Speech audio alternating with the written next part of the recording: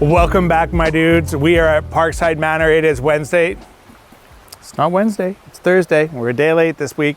Don't blame me. It's May the 8th. We have made a ton of progress over the last week.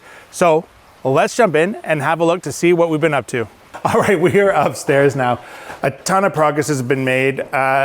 Based on the calculations that we were given last week, 6 times 5 is 30, with a maybe rounding error. That means since we were here last week, roughly 30 to 35 buckets of mud have been used to tune up these details that are going on this project, right? So this is a door, believe it or not. This is where hinges go, and this is where the striker plate goes. But it doesn't look like anything like that. I mean, it's just so slick. Like, this is all gonna get painted wall color. It's just gonna disappear. It's absolutely crazy. Again, these guys from Proper Ceiling, you're gonna really struggle to find better drywallers, I promise you. If you're looking to have a top-notch drywall job done, Proper Ceilings and Walls, give James a call. He'll take great care of you. His team are great to work with, and they do phenomenal quality work. Other fun stuff that's happened since last week, the team have now put some plywood up on the ceiling here. You at home might ask, why in the hell are they wasting plywood on the ceiling that's gonna get drywalled? Ha ha ha, it's not getting drywalled. It's getting fluted paneling up here. Plywood's up here, ready to go, looking great. Let's keep marching around. This fluted material, stunning, beautiful, custom stained, is going all around this house. And you say, wow, Eric, what do you mean by all around this house? Well, let's go have a look. So that stuff is gonna go on this wall, and then it's gonna go up this wall, and it's gonna go all across the ceiling above here. Remember, for those of you that don't pay attention and watch every single second of our YouTube videos, this is a temporary floor. This is gonna go away once we're done. But we built this basically on day one of the project to create a safe space for everybody to work from, to deal with ceiling work upstairs and whatever else. So that fluted material, up the wall, across the ceiling. It's gonna look so good. So what we've got here is just a sample. This is not obviously installed, just to kind of see what it's looking like. This was set up so the clients could check it out and see how much they did or didn't love it, and they love it. And how can you not? It's stunning. We're downstairs now. We've got drywall pretty much everywhere where drywall needs to go. There's, I guess there's a little bit more wall work to do here and there, but I think we're waiting to finalize some plumbing. The most amazing and exciting part, no more holes in the ground. We've got concrete. It's been a long time in the making, but finally we have got concrete.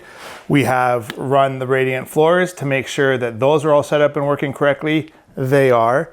This home had an existing radiant floor system. This is a rehow manifold, and these are controls which are activated by thermostats throughout the house, right? So these ones can activate or deactivate individually or one at a time, depending on how they're all wired and put together. Now, I want to take a couple minutes and I want to talk about radiant floors, and I want to talk about today's modern home.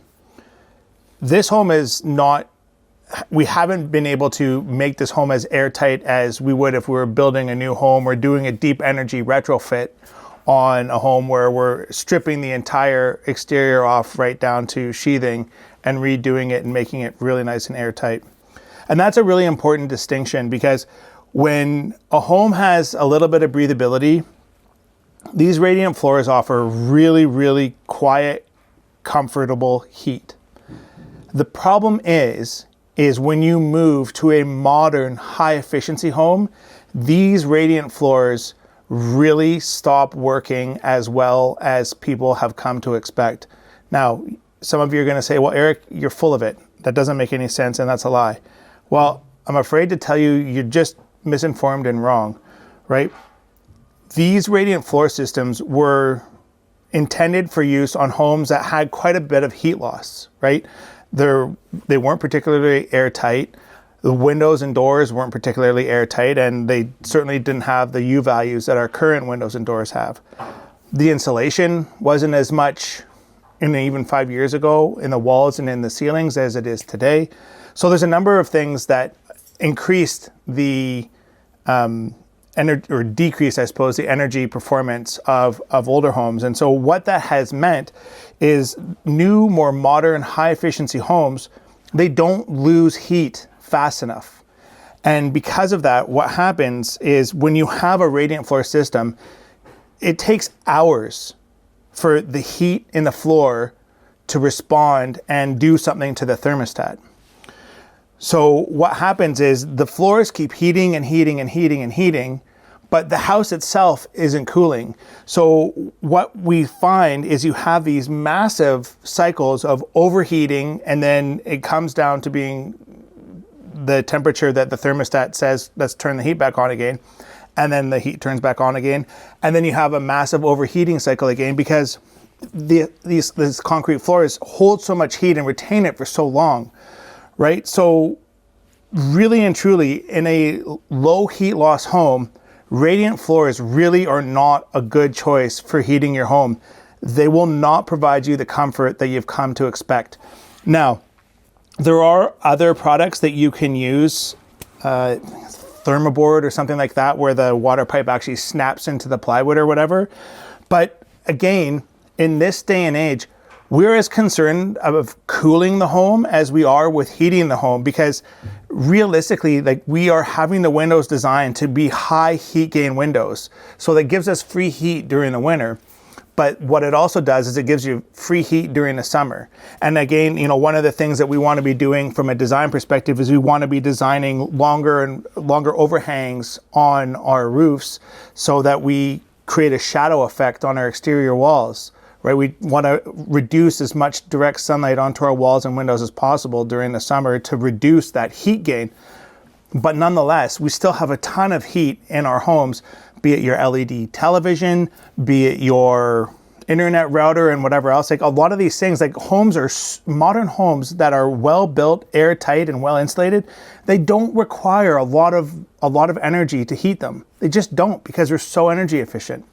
So the long story short is, in our opinion, radiant floors were amazing in 5-year and older homes, but anything where you have a home where you've got 2 air changes or less an hour and you really don't have a ton of heat loss, radiant floors just don't work. That's my take. Love to hear your thoughts in the comments. Thank you so much for watching, everybody. It is a real pleasure to show you what we do week after week after week on our different projects. If you have a renovation you've been dreaming about, reach out today. Catch us at our website or at the office. In the meantime, thank you so much for watching. Hit the like and subscribe button and stay awesome. Bye now.